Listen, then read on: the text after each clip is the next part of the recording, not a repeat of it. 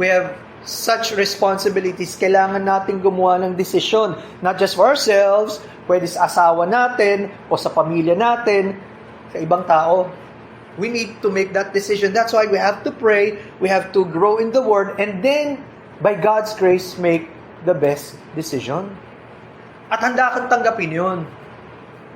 And risk is the only way to move forward.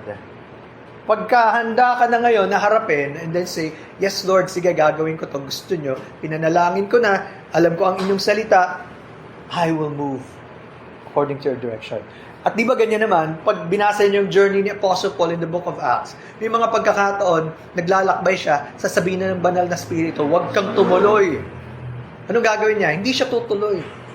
Kilala niya pa naman si Apostle Pablo, mas sidi ang damdamin niya, gusto niya lahat ng tao, butin eh. Pero pag sinabi ng Panginoon, stop, dito ka, dapat doon siya pupunta. Merong pagkakataon, tinuloy niya, walang bunga. Pero nung sumunod siya sa Panginoon, doon niya na-meet si Lydia, yung Philippian jailer, at doon, nagkaroon ng bunga yung gawain ng Diyos. Kailangan nating matutunan niya, mga kapatid.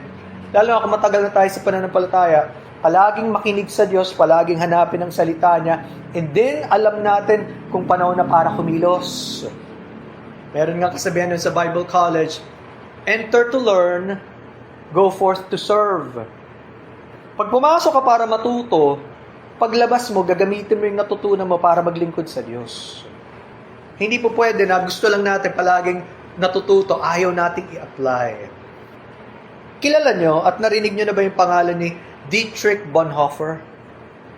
Pero si Dietrich Bonhoeffer, he was a German Lutheran pastor. Opposer siya sa panahon ni Hitler. Pero halos buong buhay niya, puro na lang may panganib. At nakita niya, napakalaki ng pangangailangan para maging decisive. Para magdesisyon at umaksyon. Actually, sa panahon yun, pag ikaw yung decisive person, it's a matter of life and death. Pwede kang mapahamak.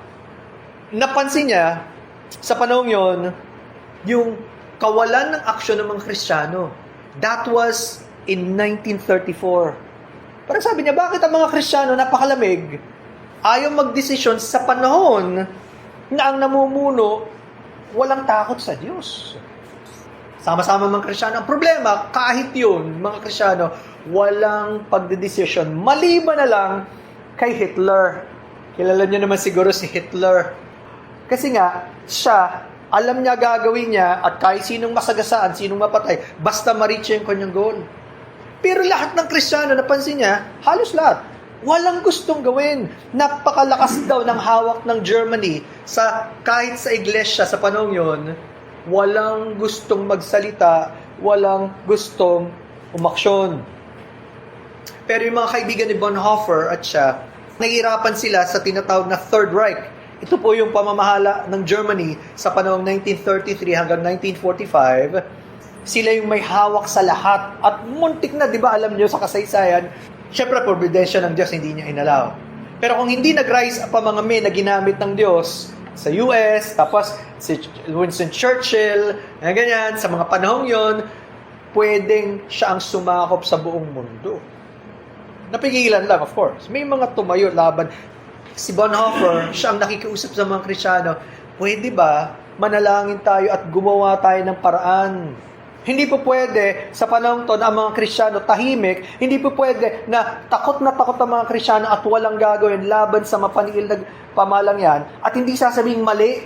Ang dami nang pinapatay eh. Tapos wala pa rin pakialam.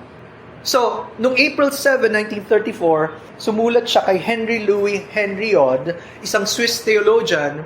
Siya yung pinuno sa panahon ng Ecumenical World Alliance. At iniling niya na sana ang mga pastor at mga Kristiyano magsama-sama para ipahayag nila ang ebanghelyo at sabihin nila yung tama at mali. Ang problema nga, ayaw ng mga simbahan. Takot na takot. At ikasasama yung bakit babagsak yung estado ng simbahan. Magko-collapse. Bakit? Walang gusto manindigan. At sumulat siya. Ito yung kanyang sulat. Sabi niya, a decision must be made at some point. And it's no good waiting indefinitely for a sign from heaven that would solve the difficulty without further trouble. Kailangan na tayo magdesisyon at napakahirap naman kung puro kahintay ng hintay ng babagsak sa langit para magdesisyon. Sabi niya, but to procrastinate and prevaricate, meaning to beat around the bush, ayaw mo pang tumbukin kung ano yung katotohanan, paligoy-ligoy ka kasi natatakot ka na masaling ang iba.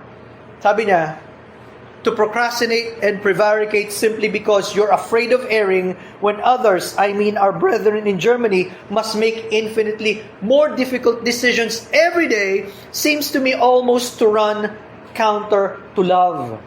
Habang patumpik-tumpik ang marami, tapos ang iba, nasasalang ang buhay nila sa panganib, hindi pag-ibig yan. To delay or fail to make decisions may be more sinful than to make wrong decisions out of faith and love. Kapag hindi gumawa ng desisyon o pinagbaliwala mo pa, pinatagal-tagal mo, mas mali kaysa yung gumawa ka ng decision later to discover hindi ka pala tama sa lahat ng decision mo, pero batay sa pananampalataya at pag-ibig sa Diyos. Ang napansin niyo po, pwede rin pala ang Kristiyano, kasi di ba alam naman natin, yung dalawang klase ng kasalanan. The sin of commission and sin of omission. Yung commission, yung mga ginagawa nating kasalanan, huwag nating gawin, ginagawa pa rin natin. Yun namang omission, ayaw mong sumunod sa Diyos. Basta wala ka lang ginawa, nagkasala na tayo. See? It can be both ways. So pwede pala sa Kristiyano, nagkakasala tayo dahil wala tayong gustong gawin para sa Diyos. Hindi pagmamahal yun. Halimbawa, kung tayo may anak, tapos nakita mo na may ginawang mali, at hindi mo kinausap, di mo pinagsabihan, pinayagan mo kasi mahal ko yung anak ko, ayokong saktan.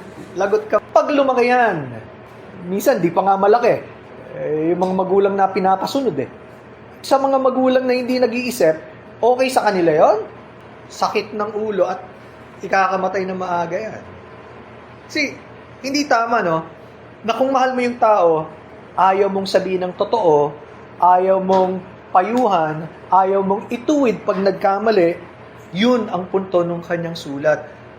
Sabi nga ni John Piper ulit, maraming pagkakataong kailangan niyang gumawa ng mahirap na desisyon at masakit. Mahirap Pero, sabi niya, yun ang dahilan kaya mahal na mahal niya ang Diyos at ang Ebanghelyo. Pag alam niyang ito ang utos ng Diyos at kailangan kausapin ng isang kapatid na nagkakasala, pagmamahal yun. Ayaw mo siyang magpatuloy. Pero pag wala tayong ginawa, hayaan mo lang siya, kasama ka dun sa pagkakamali. May nakita ka na, ayaw mo pang sabihin We think we're loving the person, parang yung anak. Hindi natin minamal pag di natin tinutuwal. Sabi niya, yun. Kahit na ginawa mo ng lahat, tapos nagkamali ka, pwede kang bumalik sa Diyos at sinabi, pwede kang minatawad.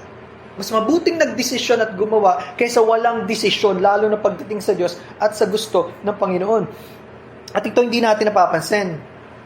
Merong tinatawag na subtle selfishness o hindi halata na pagiging makasarili.